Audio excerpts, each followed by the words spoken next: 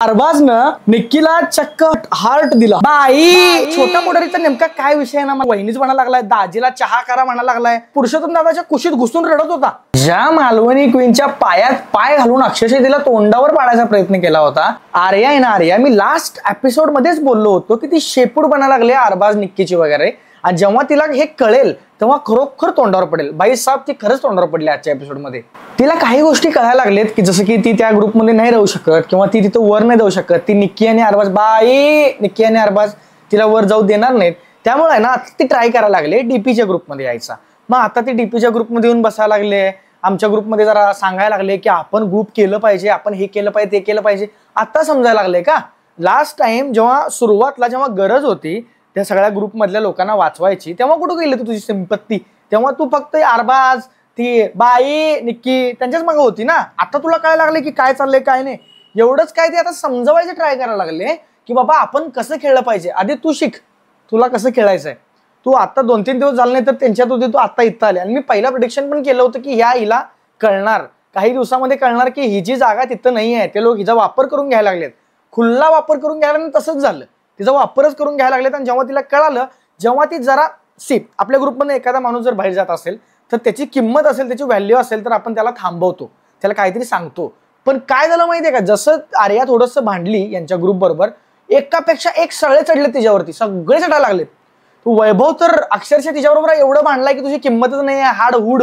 काही वेळा आधी वैभव दादा, वैभव फ्रेंड, वैभव ब्रो असं होतं, तुमचं एकदम क्लोज होतं. आणि आता काय झालं, एवढंच काय, तो जो आपला अरबाज बॉडी बिल्डर, अरबाज कुठला बॉडी बिल्डर, अरबाज आणि बाई निक्की, हे दोघं जेव्हा सुरुवातला प्लॅन करत होते, मी लास्ट एपिसोडमध्ये पण सुद्धा बोललेलो, आठवते का बघा, की तिला मुद्दामून ते मशाल दिलेले की तिला वाटावं की आपण तिला आपल्या ग्रुपमध्ये घेतलंय. एवढं होऊन देखील आर्या त्यांची शेपूट बनली होती आणि आता ती तोंडावर पडले. सिंपल हे होणार होतं भाईचा, मला माहित होतं आणि तेच झाले. निक्की तांबोळे ना सध्या वर्षा उसगावकर मॅडमच्या क्लोज जायचं ट्राय करायला लागले. कदाचित तिला कळालं असेल की बाबा लास्ट टाइम ती जी वागली किंवा ती जे वाहियात प्रमाणे बोलली मॅडमांना, वर्षा मॅडमांना, हे बघा मी कुठल्या एका साईडची बाजू घेत नाही, घेतोय एका साईडची बाजू घेतोय. तर त्यावेळी जे वागली वर्षा मॅडमांच्या बरोबर की बाबा वय सोडून ती काय अक्कल काढली, विचित्र म्हणजे विचित्र बोलली. पण वर्षा उसगावकर मॅडम रिप्लायमध्ये तिला काही तिच्यासारखं काही बोललं नाहीत. त्यामुळे तिला कदाचित कळून चुकलं असेल की मी काहीतरी घाण केले. तू घाण करतेस, कायम करतेस तू घाण, पण ठीक आहे, तुला कळालं असेल की तू काहीतरी घाण करायला लागलेस. आणि त्यामुळं ती सिंपती जनरेट करण्यासाठी वर्षा मॅडमच्या, आणि ती हुशारावर का मास्टर माइंड आहे, ती असं दाखवून नाही देत की तुझ्या क्लोज यायला लागले, पण ते चेष्टेत हसत खेळत काहीतरी जोक मारून म्हणते तुमचं हसणं मला आवडतं, तुमचं हसणं मला मज्जा येते.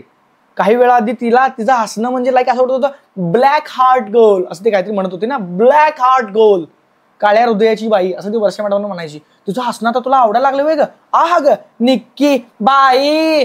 एवढंच काय, तर ती वर्षा मॅडमना काय म्हणती की तुमच्याबरोबर मी भांडावंच किंवा मी भांडतेच, फक्त हे मिसकन्सेप्शन आहे, असं काही नाही आहे.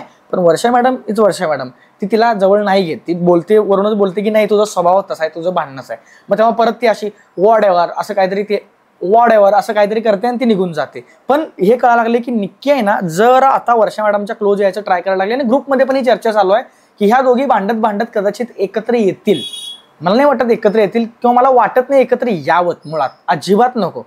वर्षा मॅडमच्या क्लोज निक्की, बाबा बाई, ज्या मालवणी क्वीनच्या पायात पाय घालून अक्षरशः तिला तोंडावर पाडायचा प्रयत्न केला होता, ती ढसाढसा रडली होती मालवणी क्वीन. निक्की ही आज गोड बोलण्याच्या नादात मालवणी क्वीनची माफी मागते आणि तिला सिंपती जनरेट करण्यासाठी म्हणते. तुम्हाला मी पहिल्या एपिसोडमध्येच बोललेलं, जर तुम्ही व्ह्यूवर असाल, तुम्हाला आठवतंय का बघा, मी पहिल्या एपिसोडमध्येच बोललो होतो की बिग बॉसमध्ये हे जे कॅमेरासाठी असते सगळं, हे जे सुरू आहे हे सगळं कॅमेरासाठी असते. आणि मी तुम्हाला हे पण बोललो होतो की जसा कॅमेरा हिच्याकडे येईल, ही विचार नाही करत ही काय ड्रामा करायला लागले, कोण बाई निक्की, ती अजिबात विचार नाही करत. आणि बरोबर हेच झालं, जसा ड्रामा खतम झाला, ड्रामा नंतर आता काय झालंय तर ते सिंपती जनरेट करायला लागले. पहिला वर्षा मॅडमांच्याकडे जाऊन माफी मागितली, आता मालवणी क्वीनला देखील माफी मागितली किचनमध्ये. तिला बोलली की she doesn't personal whatever, and माझं काही ते असं हे नाही आहे की तुझ्या संग पर्सनल भांडणं नाही आहेत आणि तू काय मनावर घेऊ नकोस, आणि तसं जर असेल तर आय एम सॉरी, असं क्लिअर बोलते बरं काय. जिओ सिनेमाच्या कॅमेऱ्यामध्ये क्लिअर दिसतंय. ती त्या थोड्या वेळानंतर म्हणते मालवणी क्वीन की नाही, तू तुझा गेम आहे, ही माझी संस्कृती आहे की बाबा मी तुला रिप्लायमध्ये एवढं म्हणजे नाही टॉर्चर वगैरे, तू जसं केलं तसं मी नाही केले. हे सगळं ऐकते, ओके म्हणते आणि जाते आणि परत आज जाऊन माज करायला लागते. कोण? ही निक्की बाई. ही काय करते अजून? त्यांना काय सांगते सगळ्यांना? ते आतले सगळे बागडबिल्ले आहेतच ना विचारायला तयार. काय झालं निक्की, काय झालं? निक्की त्यांना काय म्हणते? काय नाही, मी फक्त तिला सॉरी म्हटले म्हणून सांगत नाही. त्यांना काय म्हणते की काय नाही, मी फक्त तिला म्हटले की लास्ट टाइम जे केलं ते इट जस्ट अ स्ट्रॅटेजी एवढंच म्हटलं. आणि त्यानंतर ती मला म्हणायला लागली की ती माझी संस्कृती आहे, ती मला संस्कृतीबद्दल शानपण सांगायला लागली. अरे बापरे, हे एवढं खोटं वागू नये रे, दिसतं सगळं. मग आमच्यासारखे लोक बसलेत ना वाट लावायला तुमची. म्हणजे बिग बॉस मध्ये, रिअल लाईफ मध्ये नाही. रिअल लाईफ मध्ये करून तर काय मिळणार आहे मला? इथं करून काहीतरी मिळेल तर, माझे व्ह्यूवर तर मिळतील, तिथं काय मिळणार आहे? त्यामुळं हे जे एवढं खोटाडेपणा चालू आहे ना, त्यानंतर मग ती परत ते सूरजचा एक सीन झाला. सूरजचा, सूरजनं बेडवरती बसलेलं बघितलं निक्कीला, ठीक आहे. आणि वर्षा मॅडमांच्या बरोबर निक्कीचं भांडण झालं होतं. त्यामुळं सूरज काय करतो, वर्षा मॅडमांना जाऊन सांगतो की मॅडम निक्की बसली होती बेडवर. मग वर्षा मॅडम ऑब्व्हियसली म्हणतात काय सांगतो, मग ते तिच्यासमोर तू बोलशील का? म्हणजे असं व्हायला नको ना की वर्षा मॅडम स्वतः भांडण काढायला लागले. ते हे ऍक्च्युली रॉंग वाटलं मला, बट इट्स अ स्ट्रॅटेजी. मग सूरज म्हणतो की निक्कीताई तुम्ही बेडवर बसला होता ना? ती म्हणते हो. त्यावरून जरा चालू होतं. म्हणते की बाबा मी जस्ट बसले होते, तुम्ही झोपला होता. मी लास्ट व्हिडिओमध्ये बोललोय, याचं पूर्ण एक्सप्लेनेशन जाऊन बघू शकता. तुम्ही बसले होते, तुम्ही झोपले होते, मी फक्त बसले होते असं ही निक्की म्हणते. मग वर्षा मॅडम देखील सांगायचं ट्राय करते की हे बघ, तू बस किंवा झोप त्याचा प्रश्न नाही आहे, पण चुकी प्रत्येक माणसाकडनं होऊ शकते हेच समजावायचं ट्राय करत होते. मग जे सूरजवर चढायचा ट्राय केले, ती निक्की, तो अरबाज, तो वैभव, की अरे तू तिला का म्हणतोय, ती तुला वाचवण्याचा प्रयत्न करत होती. तर मंडळी एवढंच काय, तर अरबाजनं निक्कीला चक्क हार्ट दिलं. हार्ट म्हणजे आतला हार्ट नाही, टॅमॅटोचा हार्ट. हा खरंच, टॅमॅटोचे असं कट करून टोमॅटोचा हार्ट बनवून अरबाजनं टोमॅटोचं हार्ट निक्कीला प्रेझेंट दिलं. पण मालवणीनं काय केलं, मालवणी क्वीननं त्याच टोमॅटोचा तडका मारला. सो दॅट मित्रांनो, अरबाजला हेच कळायला पाहिजे की तुझं जे हार्ट आहे ना, त्याची व्हॅल्यू टोमॅटोपेक्षा कमी आहे. हे त्यातनं सांगायचं होतं सीनमधनं बिग बॉसला, ते तुम्ही समजून घ्या. आणि जे सूरजच्या सीनमध्ये जे झालं होतं की लाईक सूरजने ते बेडवरती बसले म्हणून सांगितला होता, त्यानंतर जे सगळे लोक त्यावरती चढली. थोड्या वेळानंतर सूरजला बिग बॉस बोलवून घेतले आणि बिग बॉस बोलवून घेतल्यानंतर बिग बॉस त्याला बोलले की सूरज, तुमचा जो पॅटर्न आहे तो वेगळा आहे. हा त्याचा पॅटर्न जरा वेगळाच आहे ऍक्च्युली, पण तुमचा जो पॅटर्न आहे तो वेगळा आहे, तुम्ही तुमच्या पॅटर्न प्रमाणे खेळा. मग आपला गुलीगत डोसक्यात टेंगुळ जरा फ्रेश झालाय, बघू आता किती खोलतो. त्यालाच समजावताना अजून एक किस्सा झाला होता. ह्या छोटा पोडरीचा नेमका काय विषय आहे ना, मला तेच कळण झाले. कारण तो धीरज बनलाय त्या निक्कीचा, तो त्या अरबाज आणि निक्कीचं लव्ह अफेअर चालू असं त्याला वाटतं. तो वहिनीच म्हणायला लागलाय, दाजीला चहा करा म्हणायला लागलाय. त्याचं नेमकं काय चाललंय मला तेच कळण झालंय. मी आधी त्याला ह्या डीपीच्या ग्रुपमध्ये बघत होतो, पण तो जो वागा लागलाय किंवा ज्या पद्धतीने त्याचं सगळं चालू आहे डबल डोलकी, मलाच कळण झालंय की त्याचं नेमकं काय झालं. त्याने पहिला तर डीपीला नॉमिनेट केलं. मला अपेक्षित होतं की त्यानंतर तो डीपी सोबत बोलून ते क्लिअर करेल की डीपी दादा असं असं माझं कारण होतं, त्यामुळे मी तुम्हाला नॉमिनेट केलं, सॉरी, माफी मागेल. पण त्याला वाईट काय वाटलेलं, तर अरबाज वगैरे त्याच्यावरती चिडले होते त्या टास्कमध्ये, त्याचं त्याला वाईट वाटलं. तो पुरुषोत्तम दादाच्या कुशीत घुसून रडत होता की माझ्यावर सगळे चढायला लागले. का? डीपीचा वगैरे विषय नाही आहे, ते अरबाज वगैरे याच्यापासून रुसले. खूप वर्षाची यांची जिगरी मैत्रीण आहे, यांची एकदम करण अर्जुन मैत्रीण ना. तो त्याच्याबद्दल एक्सपेक्टेशन ठेवायला लागला की तो अरबाज माझ्यावरती चिडला, मला खूप वाईट वाटलं म्हणून तो घुसून रडत होता. आणि त्यानंतर परत काय केला, तो परत जाऊन अरबाजच्यात घुसला.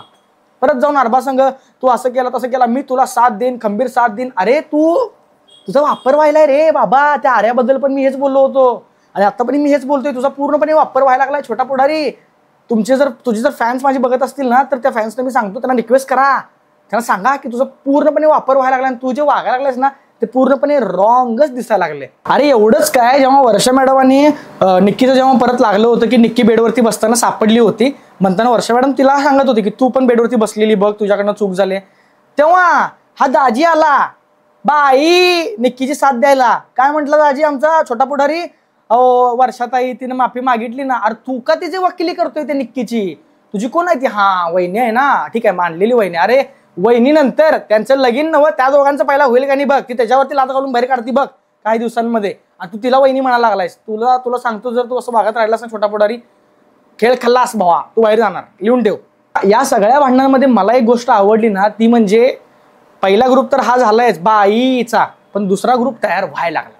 डीपी, मालवणी क्वीन, त्यानंतर आपला पुरुषोत्तम दादा, अभिजित पण कधी कधी हे परत एकत्र बसायला लागलेत आणि ज्या चर्चा व्हायला लागले. डीपी दादा आमचं डोकं वापरायला लागला आहे.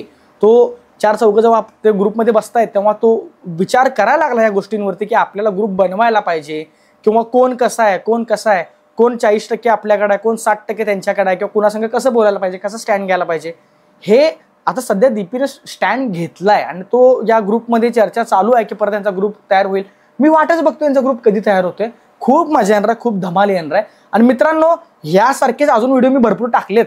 चॅनलवरती जाऊन बघायचं. अस्सल कोल्हापुरी माणूस या बिग बॉसची वाजवतोय, त्यामुळे जाऊन बघायचं, विसरायचं नाही. प्लेलिस्ट आहे, प्लेलिस्टमध्ये जायचं, व्हिडिओ पूर्ण बघायचे, लाईक करायचं, कमेंट करायचं, सबस्क्राईब करायला विसरायचं नाही. धन्यवाद.